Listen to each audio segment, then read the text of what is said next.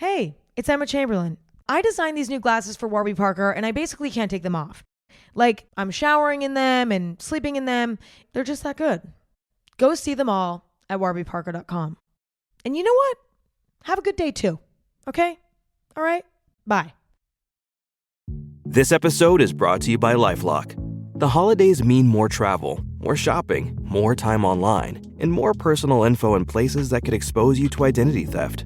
That's why LifeLock monitors millions of data points every second. If your identity is stolen, their US-based restoration specialist will fix it, guaranteed or your money back. Get more holiday fun and less holiday worry with LifeLock.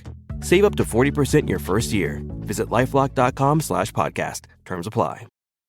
Oh, this is a story about a guy named Al, and he lived in a sewer with his hamster pal, but the sanitation workers really didn't approve, so he packed up his accordion. Matt, are you sick of talking about the Weird Al show yet?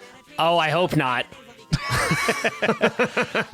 It dawned on me when I was getting ready to research this episode that because we had a guest on Saga Begins, it's not often we have a guest on the first episode of an album.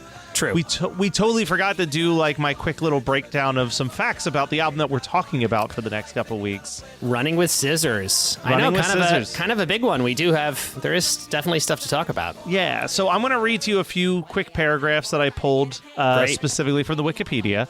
But this was the fourth studio album produced by Weird Al Yankovic. It's also the first album of his to be released on Volcano Records after its acquisition of the Scotti Brothers. That's right. This I found fascinating was the recording for this album began all the way in June 1997, it says.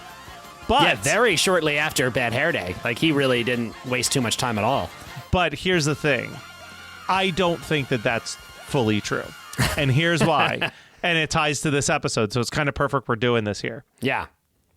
The album was recorded in 6 sessions. The first session was on June 29th, 1997, in which Al Yankovic recorded the theme song for the television show, The Weird Al Show. The second session didn't happen until October 7th, 1998. Right. So really, this song is a holdout from a previous session, yes, which was him making music for his program. Yes. Like, that is a year and change after the recording of this that the second session started, which was where they recorded the song Germs. 8 days later, on the 18th, they did a third session and recorded Albuquerque, My Baby's in Love with Eddie Vedder, and Truck Driving Song. Ooh, it's crazy to me that Albuquerque... How was Germs a single day recording and Albuquerque was part of a 3-song day? Is like absolutely baffling. Well, do we know if it was all a single day or was it like one session? It could have been multi-days in one session. But fair. Still, that was a lot. They got a lot done in that chunk of time, however long it was. Actually, I think it was one day because it says. So this is verbatim. 8 days later, on October 15th, Yankovic started the third session and recorded 3 more originals. The following day, the fourth session resulted in your horoscope for today. So that implies to me that the 3 songs were all done in a day.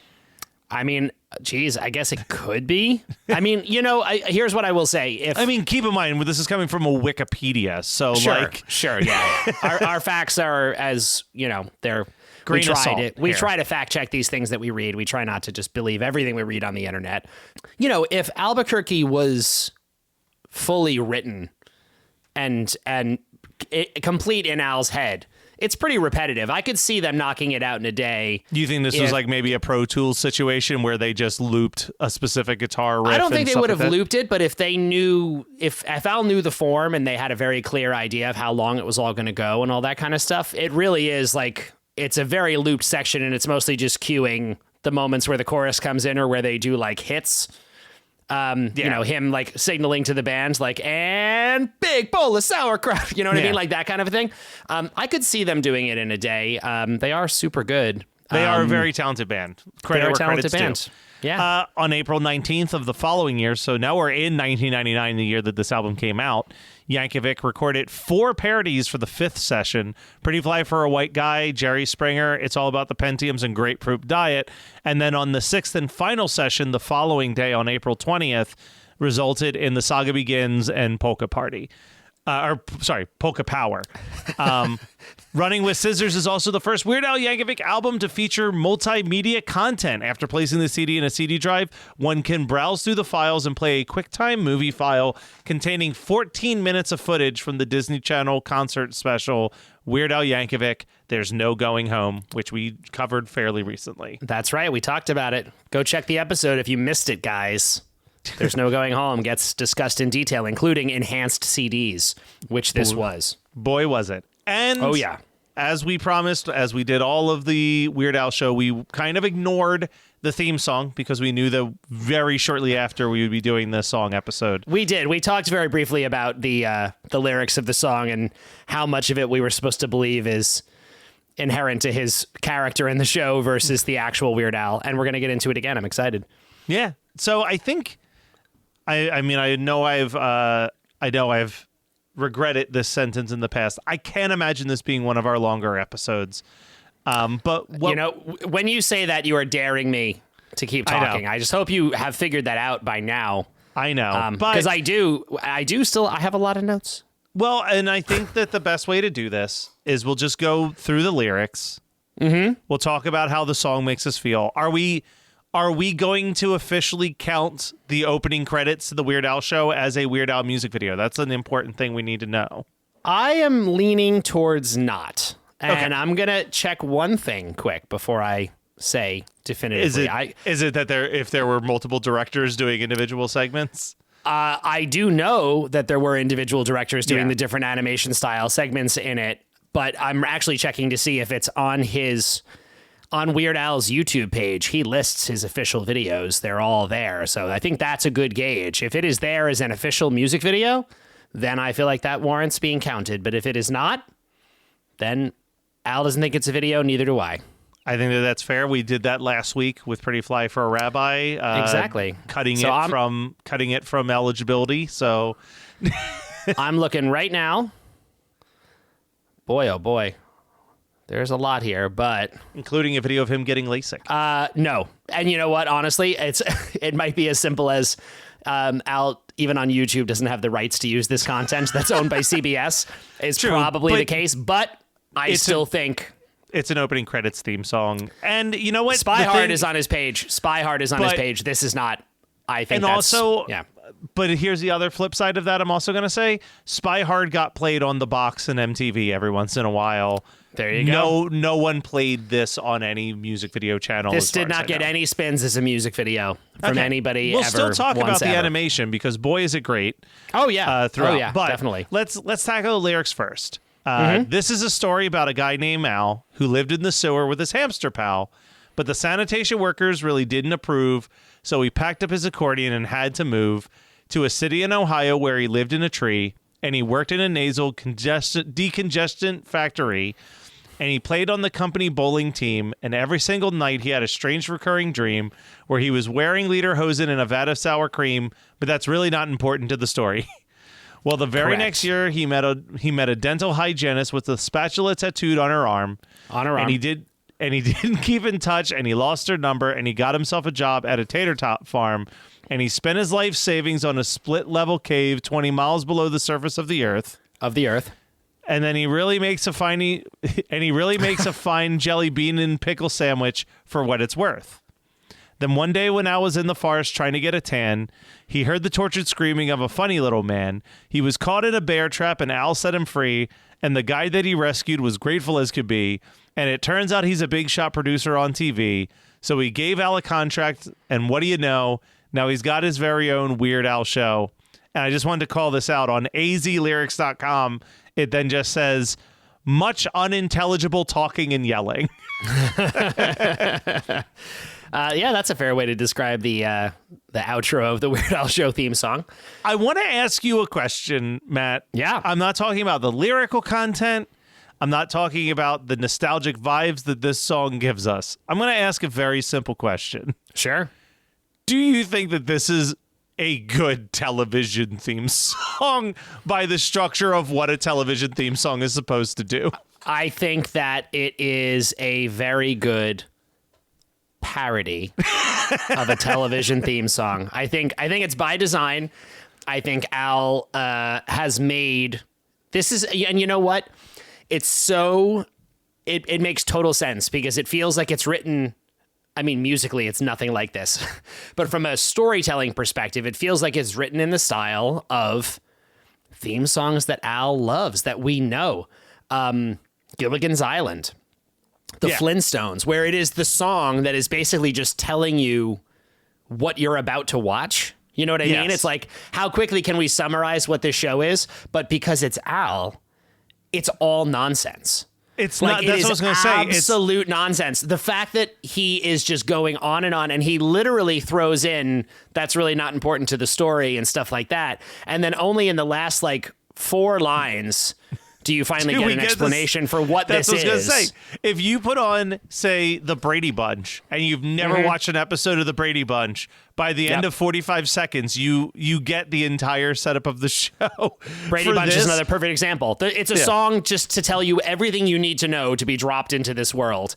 And technically, Al's song kind of does that, but also you don't really need to know anything to be dropped into this world, so who cares? Here's the pieces of information that are important for watching the Weird Al show.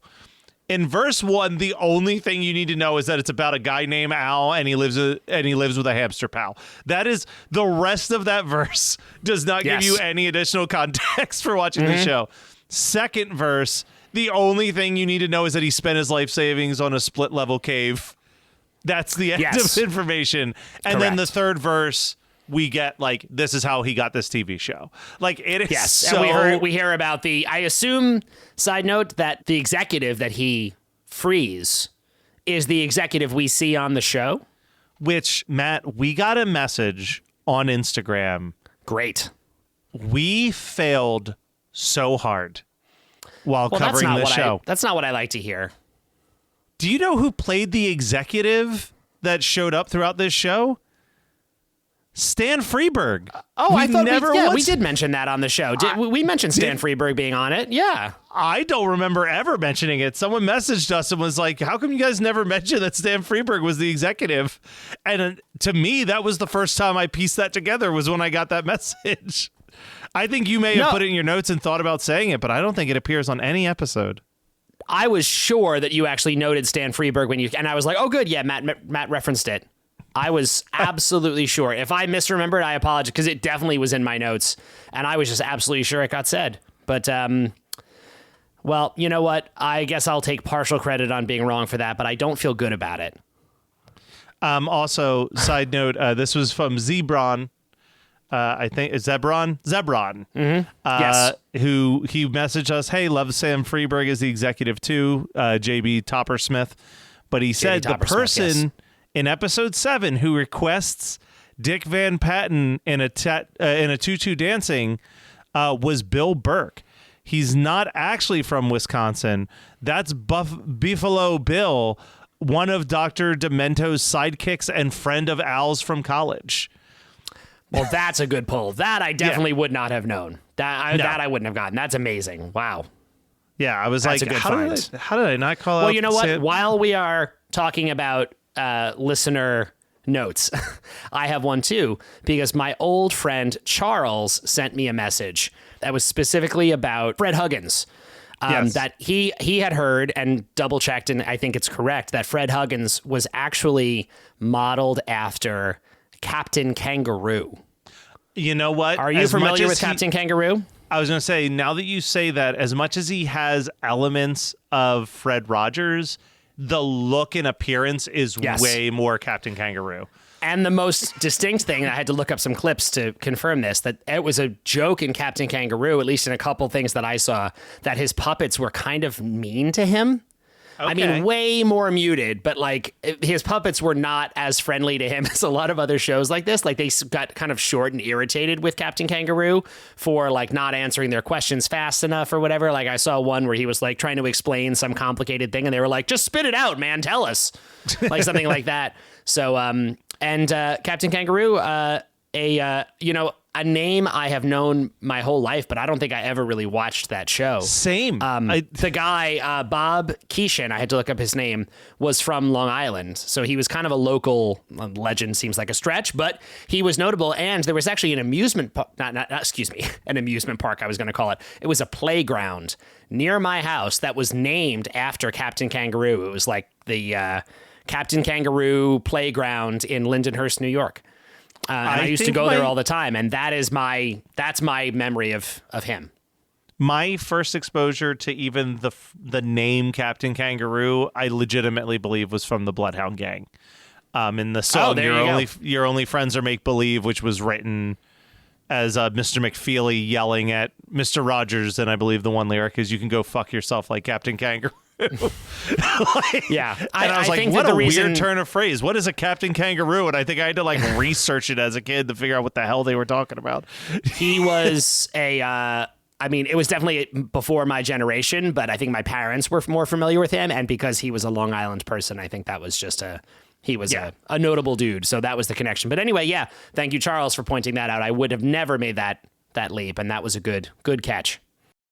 This episode is brought to you by AWS. Amazon Q Business is the new generative AI assistant from AWS. Many tasks can make business slow, like wading through mud. Help! Luckily, there's a faster, easier, less messy choice. Amazon Q can securely understand your business data to help you streamline tasks, like summarizing quarterly results or doing complex analyses in no time. Q got this. Learn what Amazon Q Business can do for you at aws.com/learn more. Okay, I have to tell you, I was just looking on eBay where I go for all kinds of things I love, and there it was. That hologram trading card. One of the rarest, the last one I needed for my set. Shiny like the designer handbag of my dreams. One of a kind. eBay had it, and now everyone's asking, ooh, where'd you get your windshield wipers? eBay has all the parts that fit my car. No more annoying, just beautiful. Whatever you love, find it on eBay. eBay. Things people love.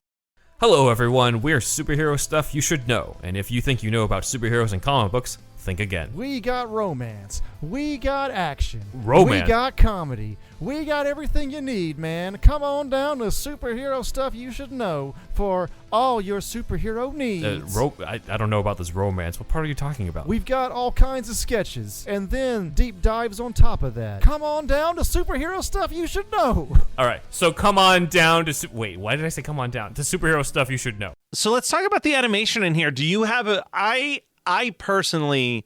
The hand-drawn animation looks good, but it's like there's two different parts of this video where it's like stop motion or even like do you remember the PJs where it was almost like foam animation? Like there's those moments that I think still 20 something years later still look awesome when I would watch the opening credits to this show. Yeah. So I did a little research on this because it's obviously done in multiple styles. I was like, well, this couldn't have been one person or even one production company who just made this all themselves.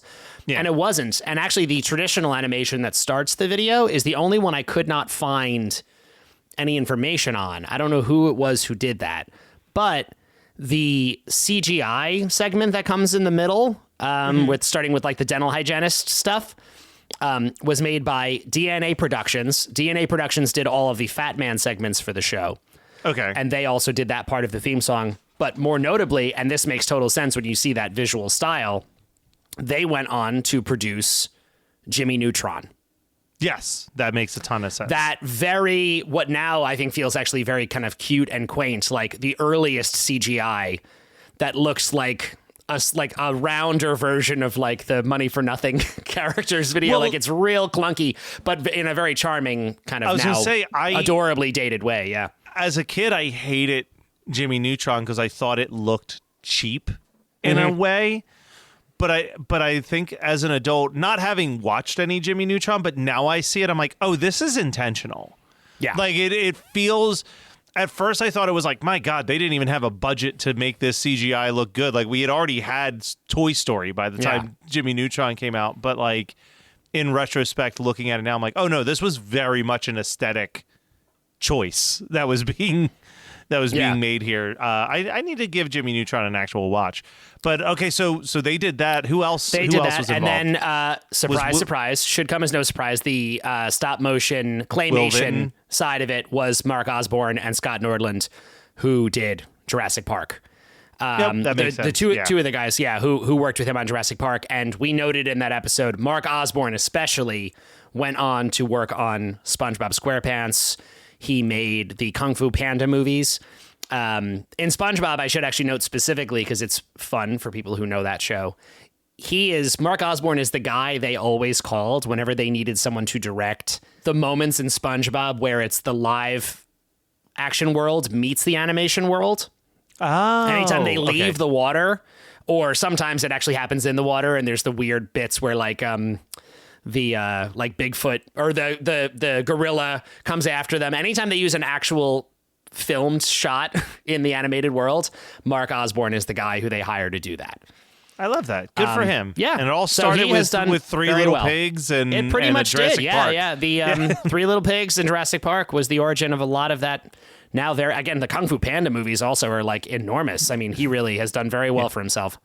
Good for him. Just being a high schooler that happened to live next to the lead singer of Green Jelly. Like what? You never know, guys.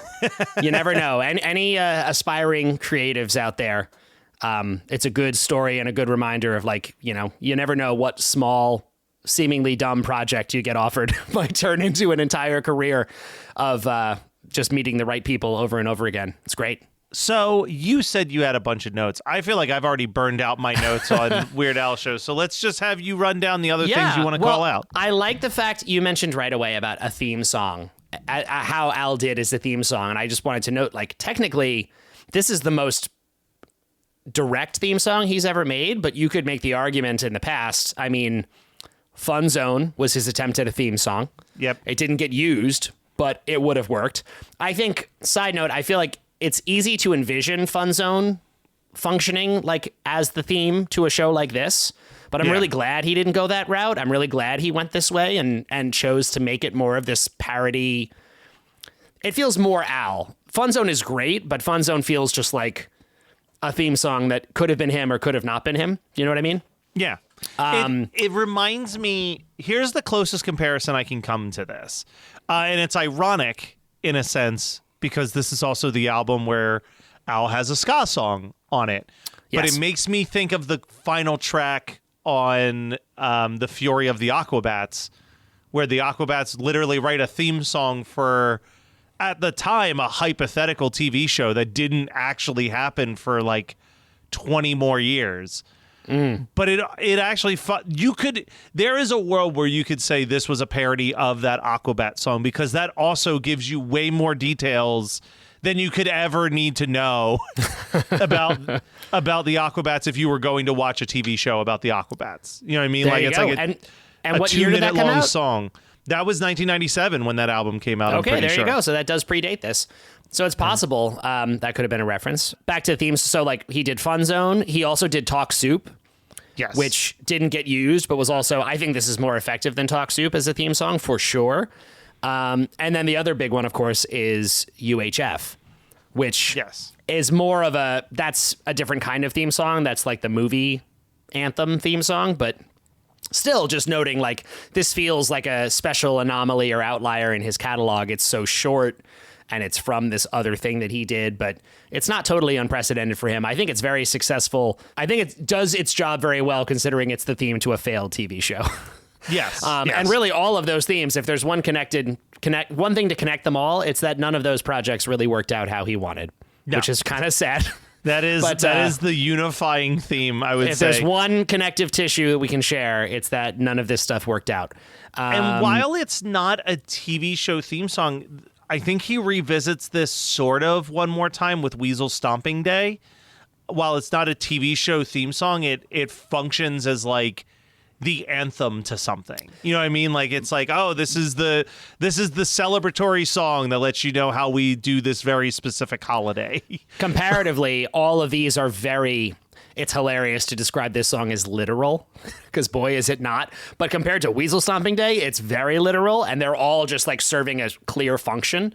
Yeah. That one is just a bizarre, we'll talk about it when we get there. But yeah, that's a very strange, him inventing a reason to come up with a demented theme song for something that's not real. Yes. I read online, I liked just pointing out that as much as it doesn't bear resemblance, as long as it doesn't have any bearing on the Weird Al show, but there are, of course, references in this song to other things that we know from past Al lore, including the nasal decongestant factory, which is part of the complete Al. And also, again, he has held on to that joke for a very long time because it's used in Weird as well. And at this point, that's basically canon for Al's backstory at this point, that he worked at a nasal decongestant factory, and maybe he comes from a legacy of nasal decongestant factory workers. That comes up. And I also saw someone note, this might be a little bit more of a stretch, but they note the reference to playing on the company bowling team could be a reference to the character in Generic Blues, who talks a lot about going bowling with his friends, and that's his excuse to not kill himself. That's a dark read. I don't know if we're going to necessarily say those things to get that. The Weird Al of the Weird Al show is also the main character of Generic Blues, but a fun little piece of connection there. I don't know if I love that read. So it's not awesome to think that that's the same guy. No, because Generic then we're Blues saying that is it's tough. Al. Yes, exactly. And then that's another not how I like to see Al. thing that was pointed out that I loved, someone noted, there's a little bit of like wordplay or just cleverness in Al's he really makes a mighty fine jelly bean and pickle sandwich, which is, of course, another classic Al thing, is him liking horrible, horrible food. Jelly bean and pickle sandwich is essentially a flip of peanut butter and jelly. It's JB and P instead of PB and J. Oh, look at that. That is Isn't very that good? creative, actually. That's very creative. I like that.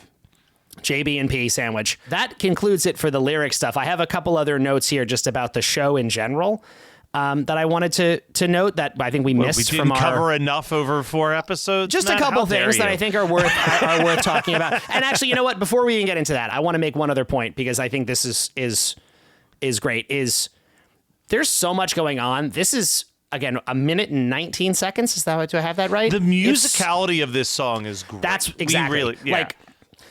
The lyrics are so dense, and he is saying so much in such a small amount of time that I actually, even for me, who I always pay more attention to the music than the lyrics. That's just a thing for me.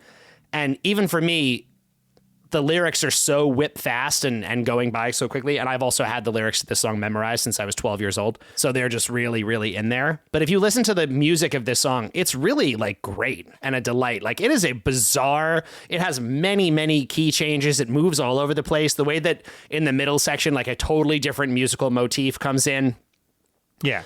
There's a lot going on. This is a jam-packed little piece of music, maybe more so than most things we've heard from him at this point in time. And I just need to shout out the musicianship. I know there's a lot of key changes in this song, and I actually went back to my notes when I did the bass playthrough because I wanted to see like what the key changes were and stuff. And unfortunately, I had forgotten that in the verses, there's no bass. So I don't actually have the notes. There's no chord chart for this song that anyone has ever made. So I don't know exactly, but I know enough to know that it's complicated and it's mostly in E. And I put a very large note in all caps on my chart that notes it ends on F, which makes no sense at all. Like the whole thing is there and then you move out, like it ends in a totally, like the last hit of the song is a key change. Very like strange. Where he hits that weird Al show, like that goes No, to not F. that. That's all in E. And then it does and it goes up a half step only on that very, very last hit. I was like, it's just the weirdest. But I had it in all caps because this is the sort of thing that I would have definitely gotten wrong because it just makes no sense. Talk about something with nostalgia. For me, this song is just full of nostalgia. I have such memory of being a kid and like working so hard to memorize every stupid word of this. And I still remember it. And I think what's funny to me is that I'm normally the lyrics person. And there were like, not a ton, but there was like a few lines where I'm like, oh, that's what he says there. Because I think I just like muttered a rough approximation of what I thought he was singing at certain parts of this song. We should have at the top of the episode, instead of having you read it off of a website, I could have just done it from memory. As you were doing it, I was like, I know every syllable to this song. So something about it really, really grabbed me as a kid. Well, I think that's what I meant when I started this off, right? Because we're getting close to the ranking portion here. Yeah. I like this more as a song than I like it as a theme song. And I think part of it is because it's really long for a theme song. Like it's short long, for a track on an album. It's long for a theme song, but I love it as this like short, punchy, under 90-second long track in the middle of this album.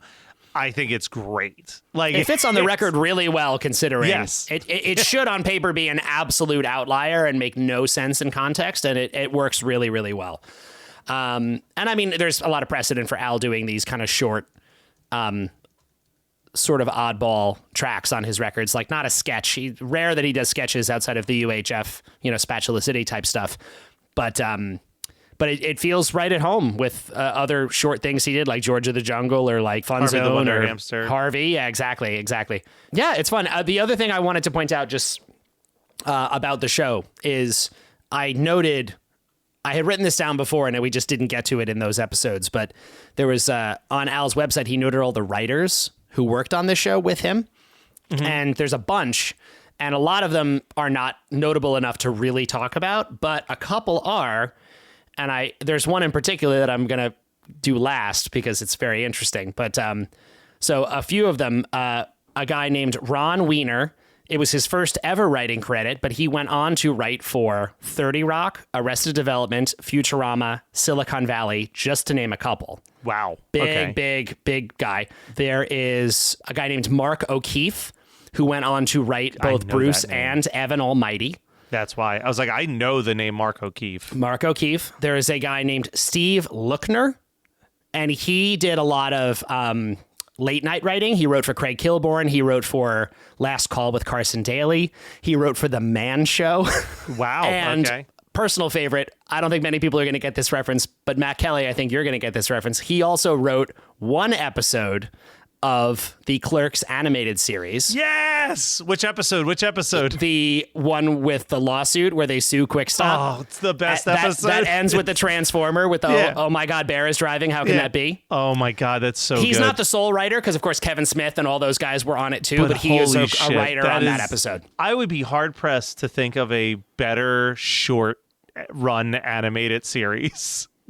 Especially now that we've gotten more Clone High episodes. It was always like Clerks animated series and Clone High were my how could we let these amazing shows die so quickly? I know. And at this point, I think Kevin is probably well and truly done with the Clerks universe, but no, you don't think so? What are you talking about? All the news this week is that he wants to go back to do a Dogma movie. I think Kevin Smith is living purely in sequels and reboot world. Don't get me wrong.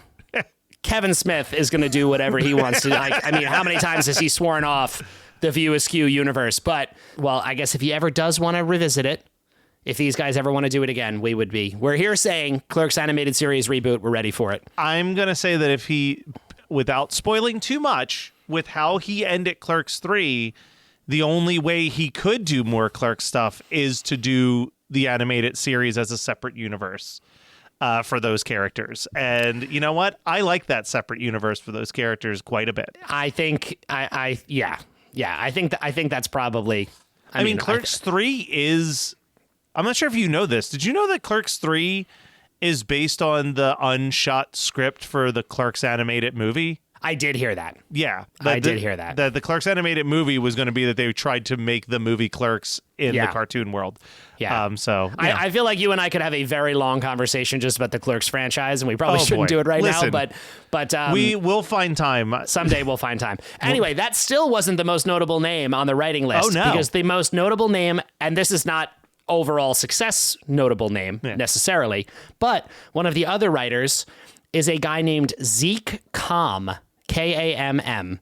Okay. And he does not have a ton of writing credits, but one of the credits he has is that he's the sole writer, I'm pretty sure, of a documentary called The Last Blockbuster. Oh. Which was directed by Taylor Morden, who I believe you know. I know Taylor very well.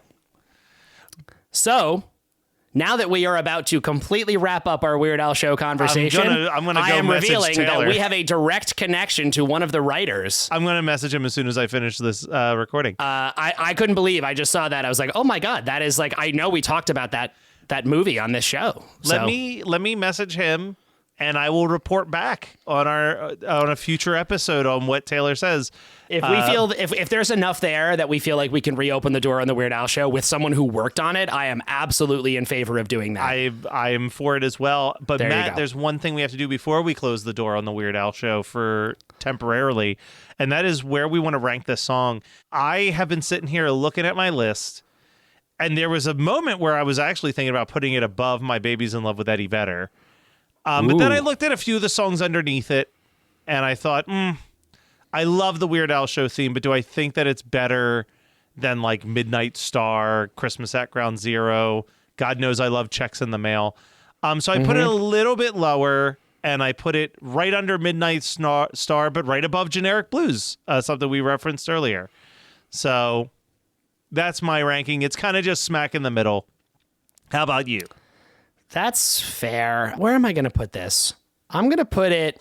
Oof. Yeah, this is such a weird one to rank. It's so strange because it's really loaded. It feels really loaded with like content that I don't necessarily love as much, but I do like it just as a theme, and I do feel like it's number better one. than. Go for it. Be So I'm wild. just gonna put it at number one. I think it's the best thing he ever did.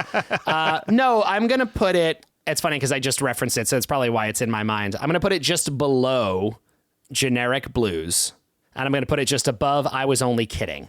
Okay. Which is a little bit low, but it's in the middle. And again, as we keep doing this, I just need to keep defending my decisions and say that the middle is really good. Well, I mean, I think honestly for both of our lists, if you go to the website and look at our lists, and where can they do that, Matt? Oh, at weirdalgorithmpodcast.com.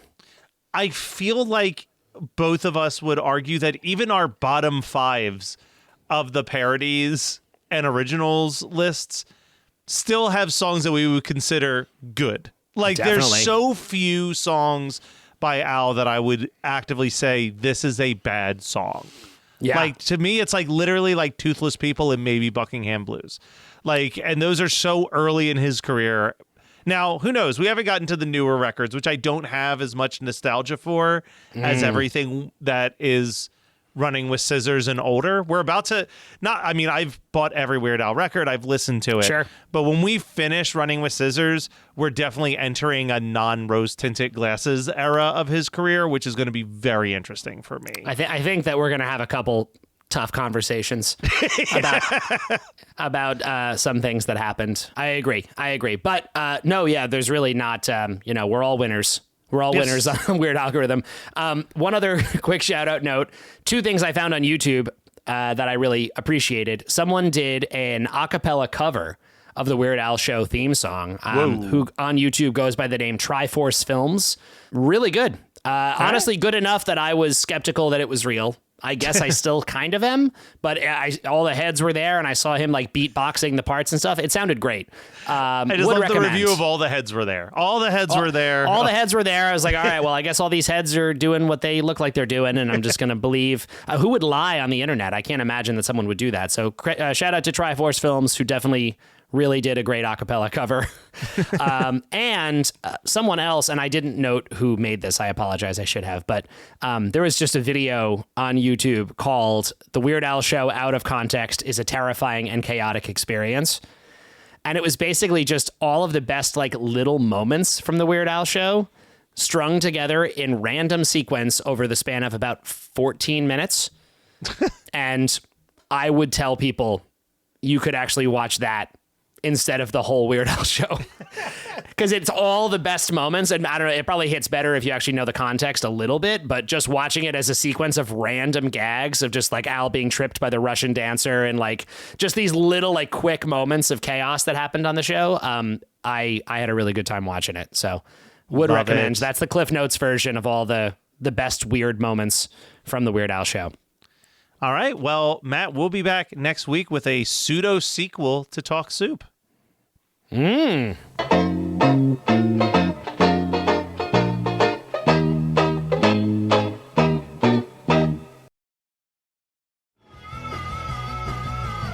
You're listening to the Geekscape Network.